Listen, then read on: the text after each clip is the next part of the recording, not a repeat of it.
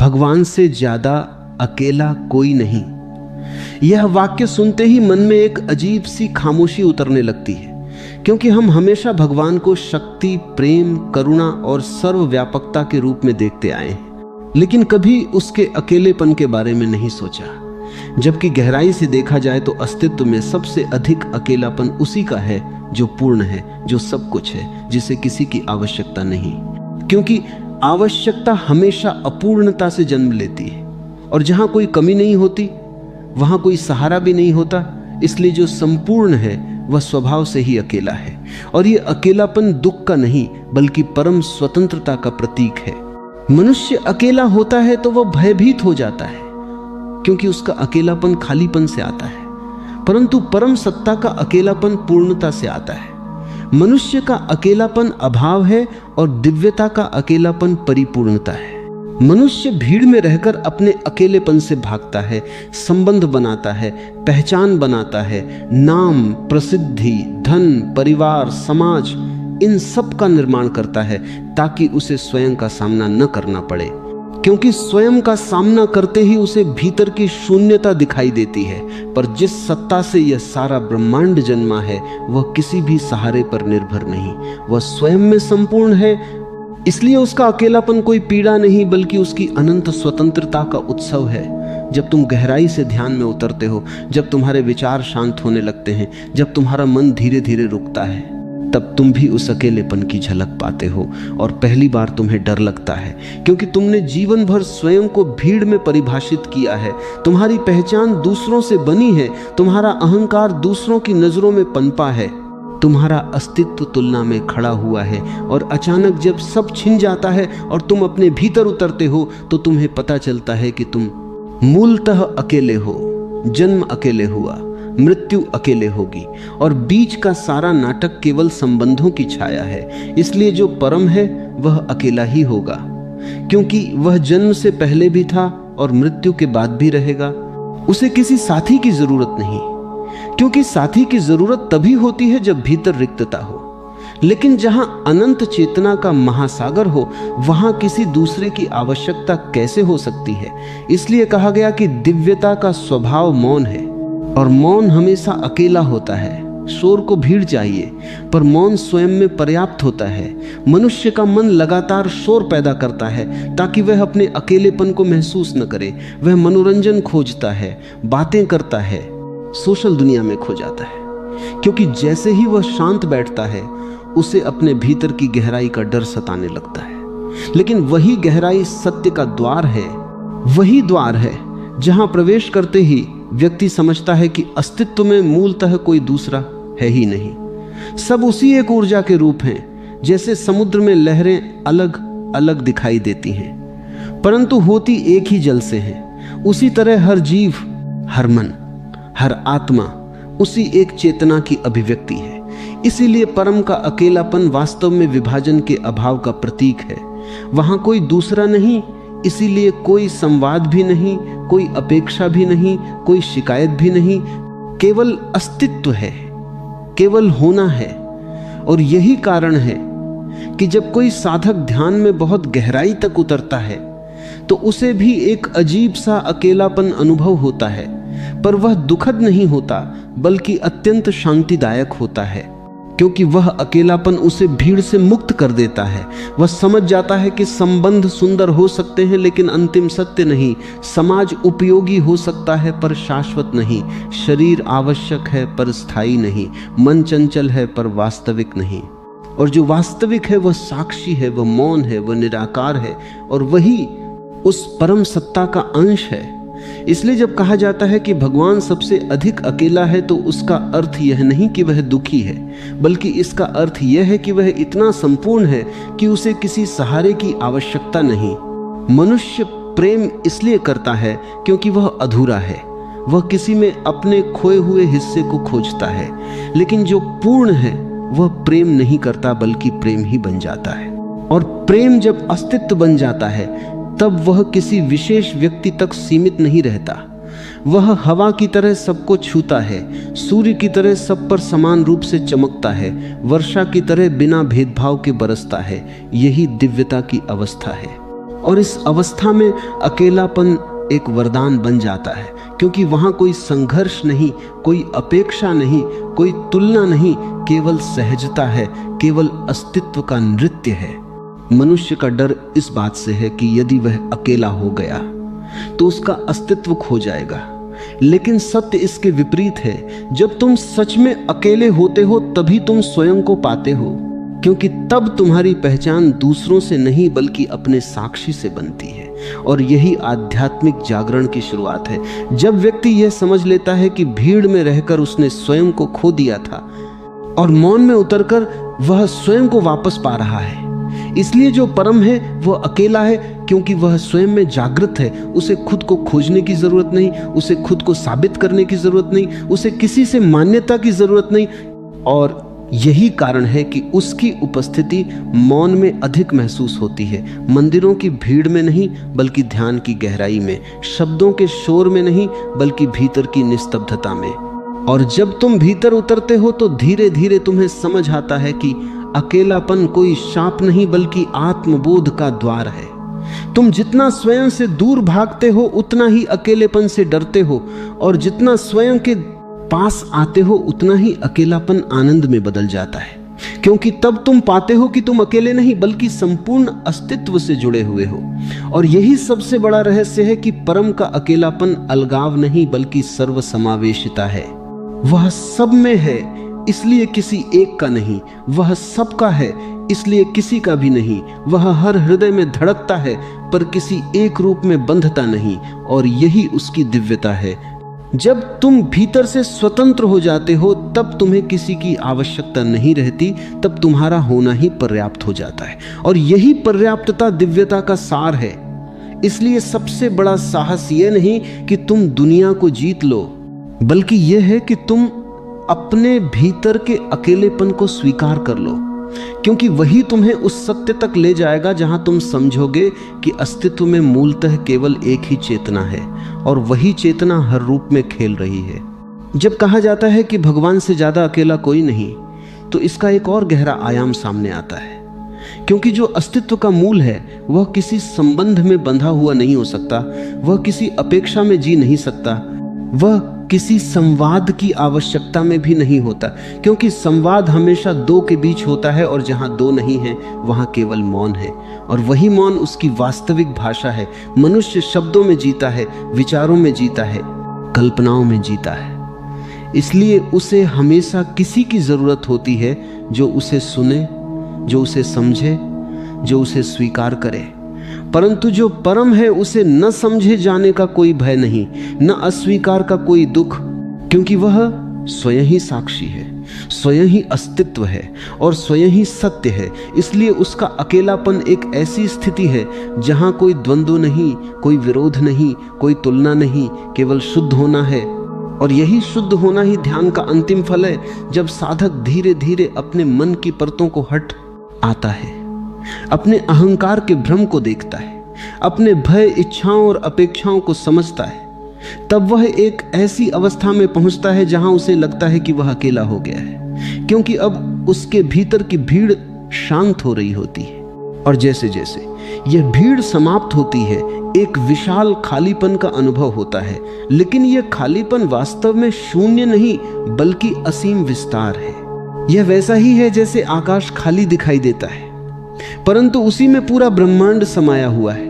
उसी प्रकार जब मन शांत होता है तो भीतर का आकाश प्रकट होता है, और उस आकाश में कोई दूसरा नहीं होता, वहां केवल साक्षी होता है, और वही साक्षी उस परम सत्ता का प्रतिबिंब है। इसलिए जो व्यक्ति अपने भीतर गहराई तक उतर जाता है वह समझता है कि अकेलापन कोई कमी नहीं बल्कि चेतना की परिपक्वता है। अपरिपक्व मन भीड़ चाहता है, परिपक्व चेतना मौन चाहती है। अपरिपक्व मन सहारे ढूंढता है, परिपक्व आत्मा स्वयं में स्थिर हो जाती है। यही कारण है कि जितना कोई व्यक्ति भीतर जागृत होता जाता है उतना ही वह बाहरी शोर से दूर होने लगता है।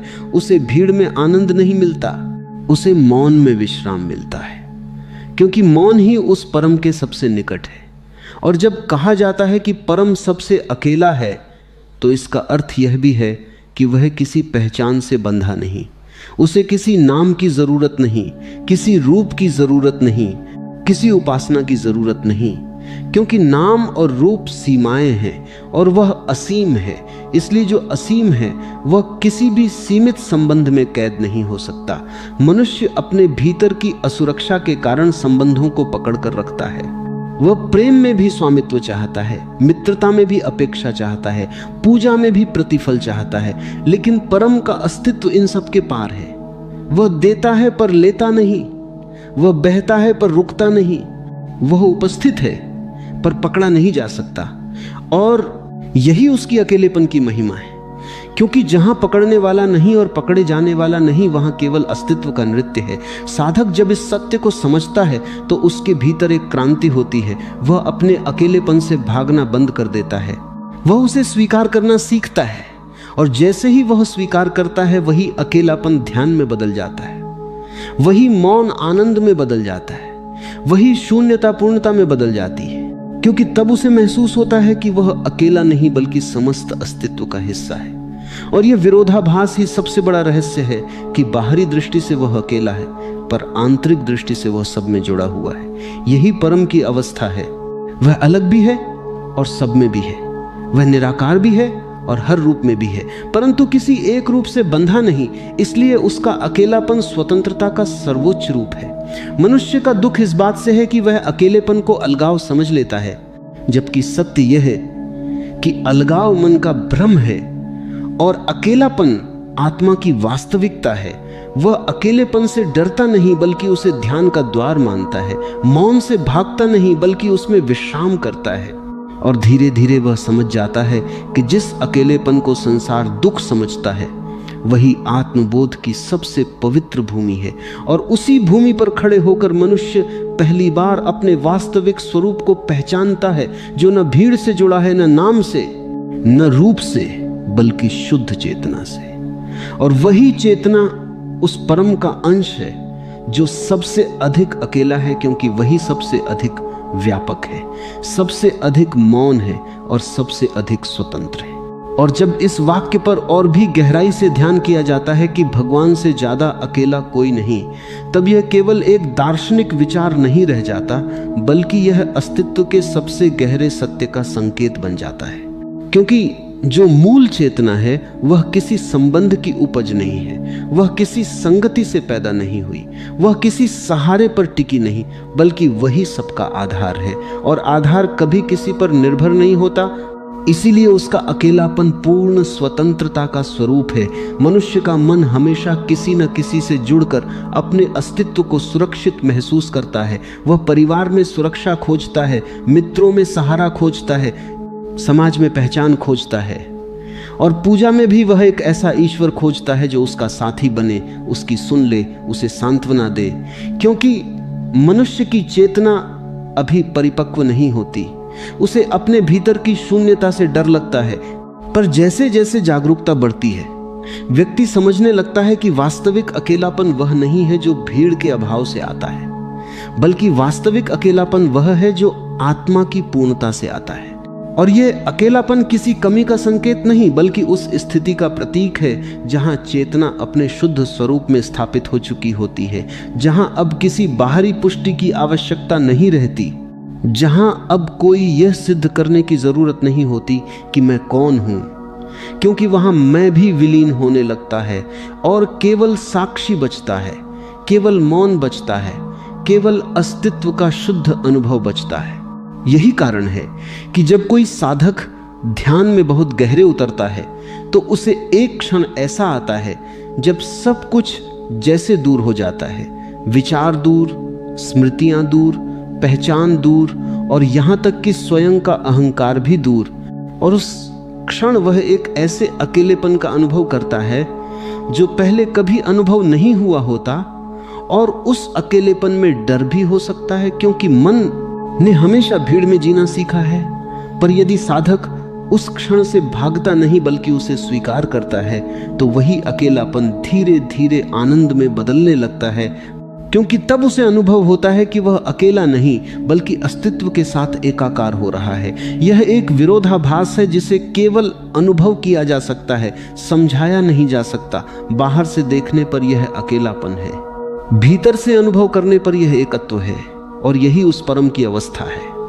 वह किसी से जुड़ा हुआ नहीं क्योंकि वह सब में व्याप्त है, वह किसी एक का नहीं क्योंकि वह सबका है, और जो सबका है वह किसी एक के साथ संबंध में नहीं बंध सकता। इसीलिए उसका अकेलापन शाश्वत है। पर यह शाश्वत अकेलापन शांति से भरा हुआ है। जैसे गहरा आकाश शांत होता है, जैसे समुद्र की गहराई मौन होती है, जैसे पर्वत की चोटी स्थिर होती है, उसी प्रकार परम चेतना का स्वरूप भी एक गहरी निस्तब्धता है। मनुष्य की पीड़ा का मूल कारण यह है कि वह अकेलेपन को नकारता है, वह उससे भागता है, वह उसे भरने की कोशिश करता है मनोरंजन से, संबंधों से, इच्छाओं से, उपलब्धियों से। पर जितना वह भरने की कोशिश करता है उतना ही भीतर का खालीपन गहरा होता जाता है, क्योंकि खालीपन वस्तुओं से नहीं भरता, वह केवल जागरूकता से रूपांतरित होता है। और जब जागरूकता आती है तब वही खालीपन एक पवित्र स्थान बन जाता है, जहां आत्मा का उदय होता है, जहां व्यक्ति पहली बार स्वयं को बिना किसी भूमिका के अनुभव करता है, बिना किसी नाम के, बिना किसी पहचान के। और यही अनुभव धीरे धीरे उसे उस सत्य के करीब ले जाता है कि अस्तित्व में मूलतः कोई दूसरा है ही नहीं। द्वैत मन का भ्रम है, विभाजन दृष्टि का भ्रम है, और जब यह भ्रम टूटता है तब जो बचता है वह एक असीम एकांत है। पर यह एकांत अलगाव नहीं बल्कि पूर्णता का महासागर है। और इसी महासागर को अनुभव करने वाले संत, मुनि और साधक बार बार मौन की ओर संकेत करते हैं, क्योंकि मौन ही वह द्वार है जहां व्यक्ति अपने भीतर के उस केंद्र को पाता है जो कभी भीड़ का हिस्सा नहीं था, जो हमेशा अकेला था, जो हमेशा साक्षी था, जो हमेशा अडिग था।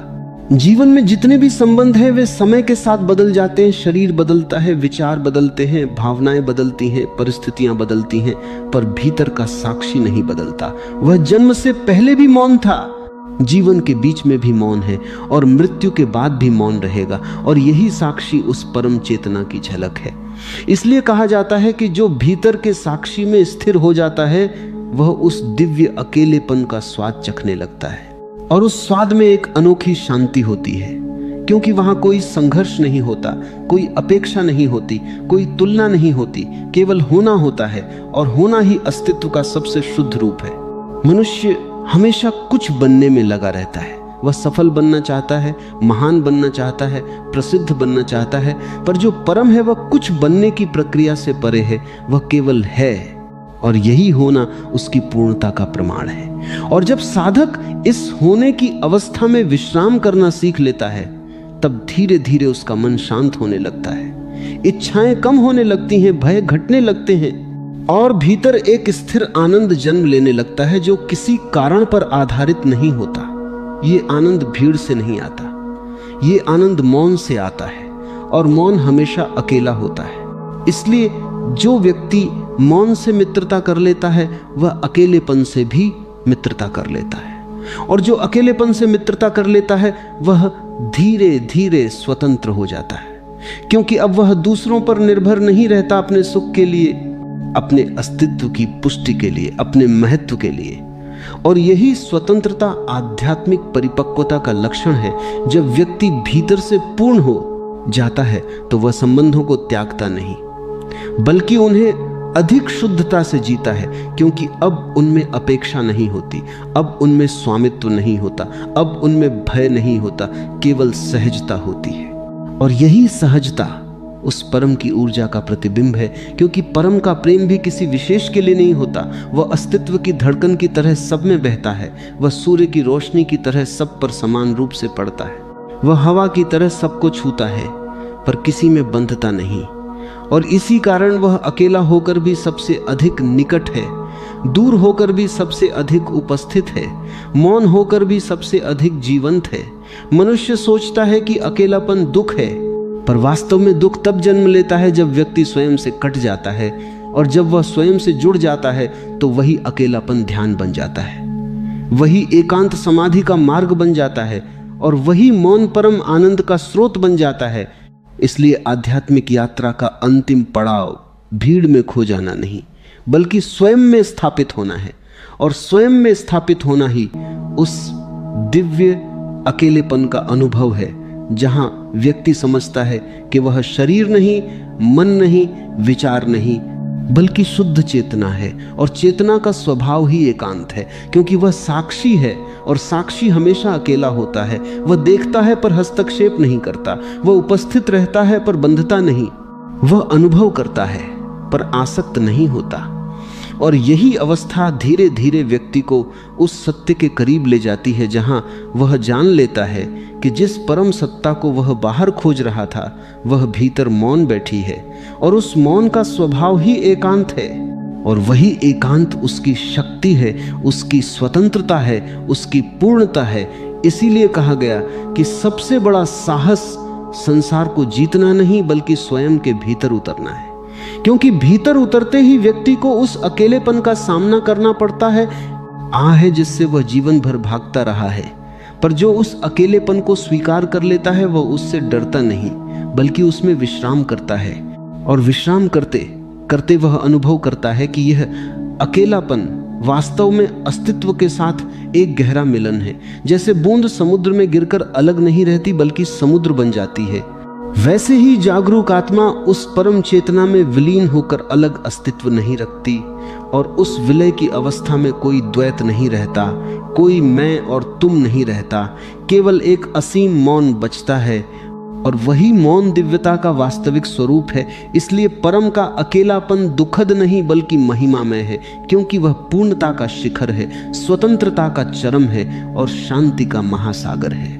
और जो साधक इस सत्य को अनुभव कर लेता है, वह जीवन को एक नए दृष्टिकोण से देखने लगता है। वह अब अकेलेपन से नहीं भागता, बल्कि उसे आत्मबोध का पवित्र अवसर मानता है। वह मौन को खालीपन नहीं, बल्कि चेतना का मंदिर समझता है। और धीरे धीरे उसका जीवन बाहरी शोर से हटकर आंतरिक स्थिरता की ओर मुड़ जाता है। और इस स्थिरता में उसे वह आनंद मिलता है जो किसी वस्तु, व्यक्ति या परिस्थिति से नहीं मिल सकता, क्योंकि यह आनंद स्वयं के अस्तित्व से आता है।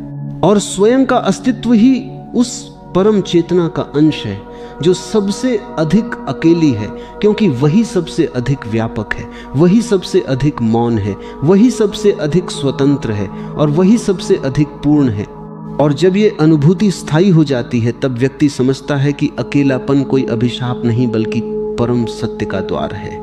और उस द्वार से गुजरते ही वह उस असीम शांति, प्रेम और मौन में प्रवेश कर जाता है, जहां कोई भय नहीं, कोई अभाव नहीं, कोई अपेक्षा नहीं, केवल अस्तित्व का शुद्ध, निर्विकार और अनंत अनुभव है। और यही अनुभव जीवन की अंतिम उपलब्धि है, अंतिम विश्राम है और अंतिम जागरण है।